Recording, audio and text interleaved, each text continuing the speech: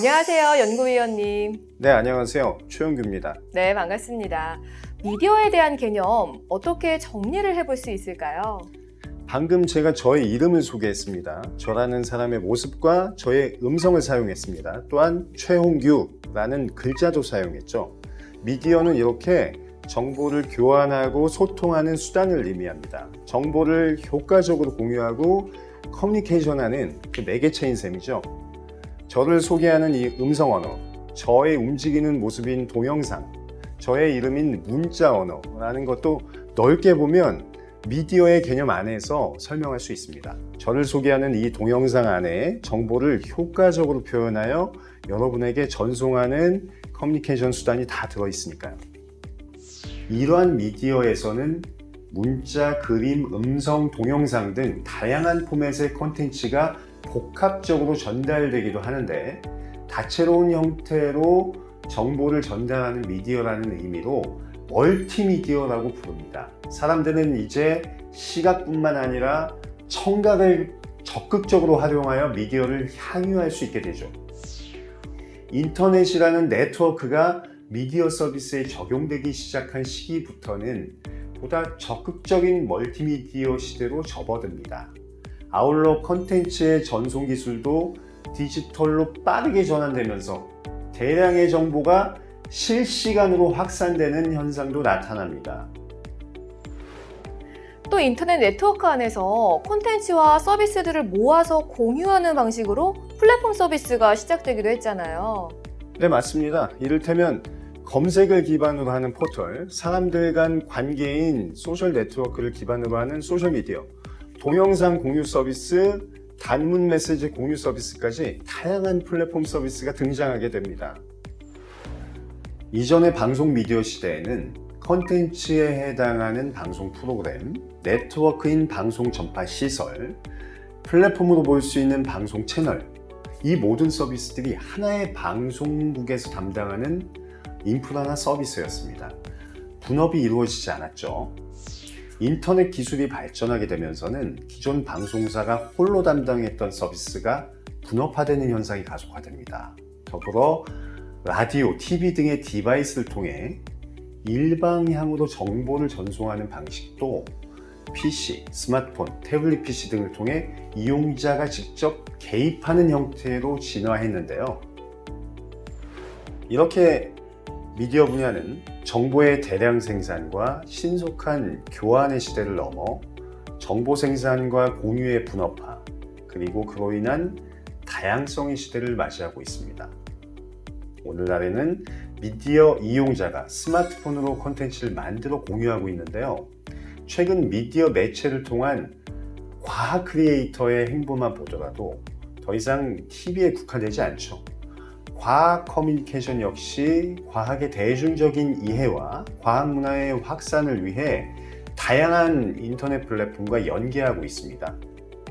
이렇듯 이제는 미디어 이용자까지 정보의 생산과 공유, 확산의 주체가 되어 정보의 흐름에 적극적인 참여를 이어가는 시대인 것이죠. 연구위원님, 미디어 기능에 대해서도 안 살펴볼 수가 없을 것 같은데요. 네, 맞습니다. 미디어의 기능은 미디어로 인한 커뮤니케이션 과정에서 나타나는 결과적인 측면에 맞춰집니다. 우선 미디어는 정보를 전달하는 기능을 가지고 있기 때문에 기본적으로 문화유산을 전수하는 기능이 있습니다. 이전 세대가 후손에게 전통, 풍습, 문화 같은 것을 전수해주는 과정에서 미디어가 활용되는 것이죠. 역사책에 쓰여지고 다큐멘터리가 만들어지고 각종 사진이 보관되는 이 모든 행위들은 미디어에 의해서 실행이 가능해집니다. 문화유산을 전수하기 위해 미디어가 꼭 필요한 것입니다. 사회 환경이나 자연 환경을 감시하는 것도 미디어의 기능이자 역할입니다.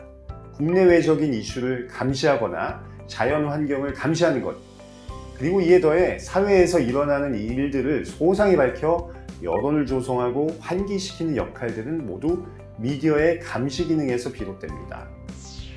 한편으로는 사회적인 병리 현상들을 다뤄서 사회 구성원들에게 경각심을 일으키는 역할도 미디어가 한다고 볼 수 있는데, 차별, 중독, 폭력, 살인 등 사회적으로 큰 파장이 예상되거나 이에 대한 규범이 필요하면 미디어에서 이를 다뤄주고 사회의 병리적 현상을 막아낼 수 있습니다.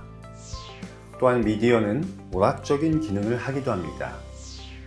미디어는 항시 필요한 정보만을 제공해 주는 것은 아니며 사람들에게 기쁘고 즐거운 일들을 간접으로 경험하게 합니다. 따라서 미디어는 피로나 스트레스를 달래는 기능을 제공합니다.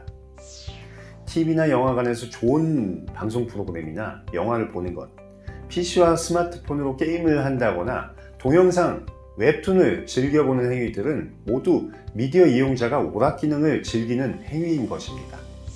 더불어 미디어는 사회적으로 의견을 모으고 통합하는 역할도 수행하는데요.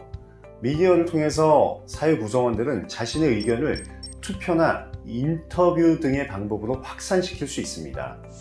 또한 미디어를 통해 금연, 절약, 금주, 범죄 예방 등 사회 정화를 위한 캠페인도 벌일 수 있는데요. 이 모든 것이 미디어의 의견 수렴 및 사회 통합 기능의 사례라고 할 수 있겠습니다. 미디어 이용자 개인적인 차원에서는 정보 제공 기능을 수행합니다. 인터넷 네트워크 시대로 오면서 미디어 이용자는 보다 적극적으로 원하는 정보를 선별하여 취할 수 있게 됐습니다. 예를 들어 위키로 통칭되는 웹페이지를 통해서 미디어 이용자는 누구나 정보를 생산하고 수정하며 공유합니다. 즉 미디어는 이제 정보 생산자 측면의 수단이 아니라 정보 매개자 기능을 수행하는 쪽으로 진화하고 있습니다. 또한 미디어가 개인의 사회적 상호작용 기능을 활성화시키기도 하는데요. 미디어 이용자는 타인과의 상호작용을 목적으로 방송 프로그램을 통해 사회적 이슈, 통념, 환경들을 접합니다. 그리고 한편으로 소셜미디어를 통해 직접적으로 타인과 소통하고 상호작용하는 방식으로 관계를 강화해 나가기도 합니다. 덧붙여 미디어는 미디어 이용자 개인에게 하나의 표현 양식의 기능도 합니다. 동영상 공유 사이트에 자신이 직접 생산한 동영상을 업로드하거나 블로그에 자신이 쓴 글을 연재하거나 혹은 소셜미디어 뉴스피드에 자신의 생각을 공유하는 행위는 미디어 이용자가 자신을 알리고 표현하는 방식입니다. 미디어 이용자는 이렇게 자신만의 콘텐츠를 생산하고 공유하면서 자신을 직접적으로 표현하고 그 정체성을 확립해 나가죠.